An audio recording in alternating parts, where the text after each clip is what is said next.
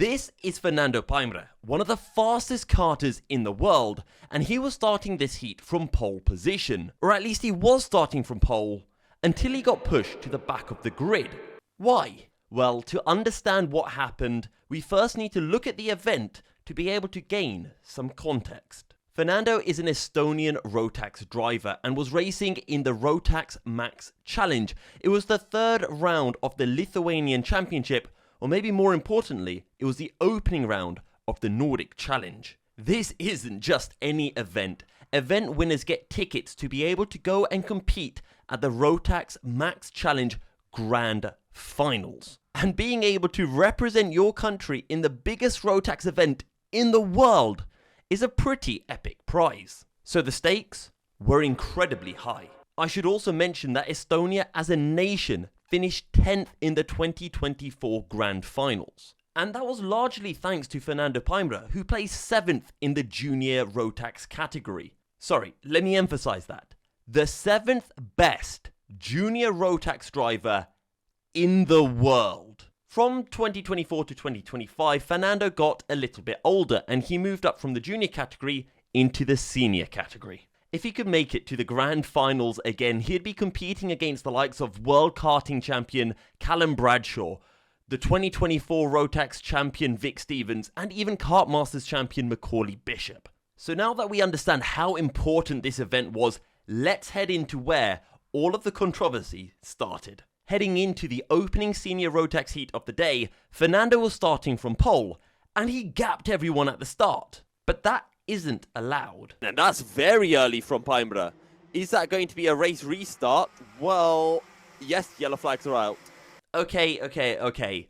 Some more context for those of you who don't know about how karting works. In karting, race starts are rolling starts, unlike what you see in Formula 1 where you have standing starts. These race starts require the field to be closely bunched together so that we can see the most amount of racing heading into turn 1 and so that there aren't any large gaps in the field heading into the opening lap of the race. What Fernando did, however, is he accelerated going into the final corner, giving himself a massive advantage, which, for anyone who's karted to a high level will know, is completely illegal. So, as a result, a false start was given and the race was restarted. No biggie. Until Fernando did it again. And people have their hands up, there is another false start. Well, we don't often see two false starts.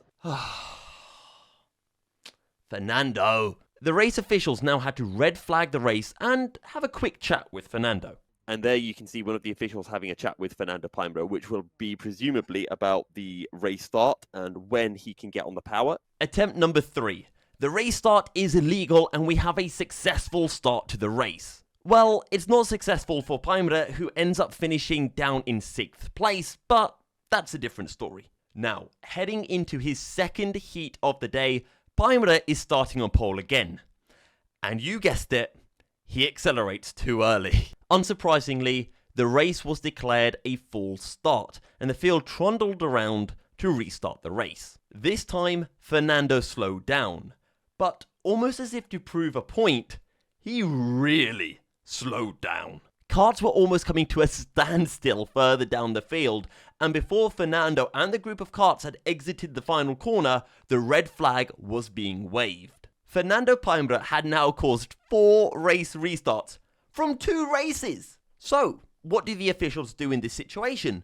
Well, they decided to push Fernando all the way to the back of the grid. But what do you guys think? Let me know down in the comments what you would have done if you were in the race officials' shoes. But the story doesn't end there. Fernando ended up finishing his second heat in 13th place, which is pretty impressive considering he started from down in 29th. Heading into the super final, Paimre was starting from down in 14th, and he had virtually no chance of winning whatsoever.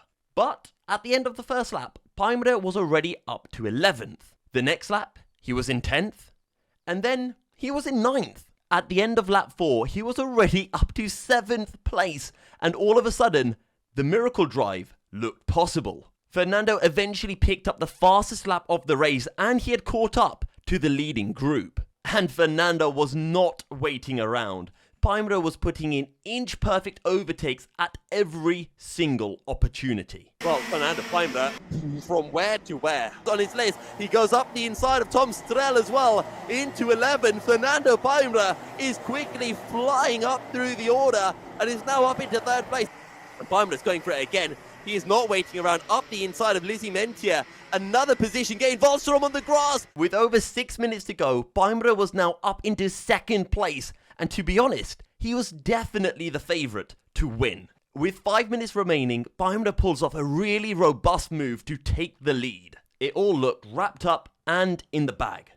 But the driver that Paimre had overtaken now had red mist of his own. Dovydas Gudelevicius made the overtake for 2nd without any issue, and then he began to hunt down Fernando. Dovydas chipped away at Fernando's near 1 second lead, and heading on to the final lap of the race, he was finally within striking distance. With so much on the line for the win, and Gudelevicius arguably wanting revenge on Paimre for that earlier overtake, this last lap was always going to be eventful. From the back of his 2nd heat to leading in the super final with 1 lap to go, Fernando Paimre leads from Dovydas Gudelevicius through turn 1.